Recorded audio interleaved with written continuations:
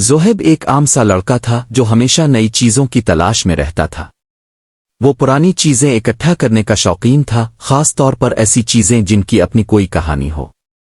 ایک دن جب وہ اپنے دادا کے پرانے کمرے میں گیا تو اسے ایک پرانا دھول سے بھرا ہوا صندوق ملا۔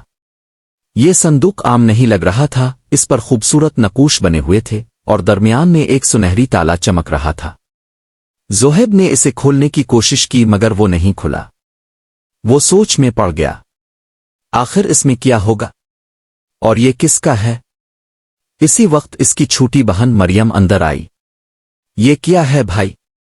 پتہ نہیں مگر مجھے یہ کھولنا ہے، زہب نے کہا۔ زہب نے صندوق کے اوپر غور سے دیکھا۔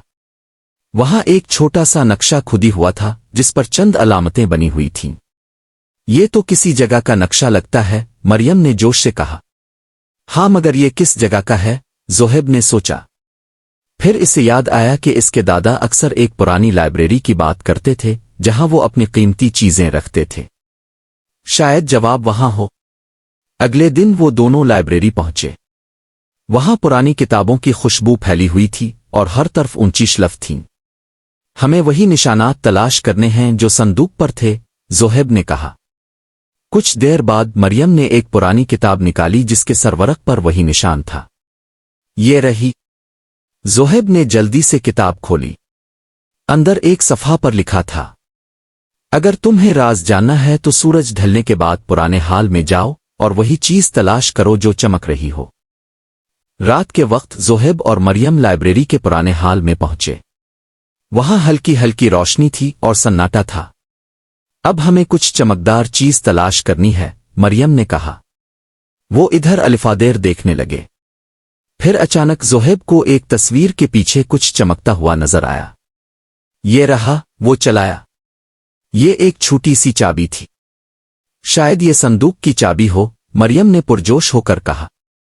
دونوں بھاگتے ہوئے گھر پہنچے اور زہب نے چابی صندوق میں لگائی۔ جیسے ہی اس نے چابی گھمائی تالا خود بخود کھل گیا۔ دونوں نے سانس روکے ہوئے صندوق کھولا۔ اندر ایک پرانی ڈائری رکھی تھی۔ یہ کیا ہے؟ مریم نے حیرت سے کہا۔ زہب نے ڈائری کھولی اور پڑھنے لگا۔ اگر تم یہ پڑھ رہے ہو تو شاید تم میرے خاندان کے فرد ہو۔ میں نے ایک راز چھپایا تھا جو کئی سالوں سے پوشیدہ ہے۔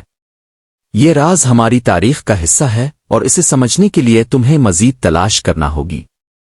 زہب اور مریم حیران رہ گئے۔ تو کیا یہ کہانی ابھی ختم نہیں ہوئی؟ مریم نے پوچھا۔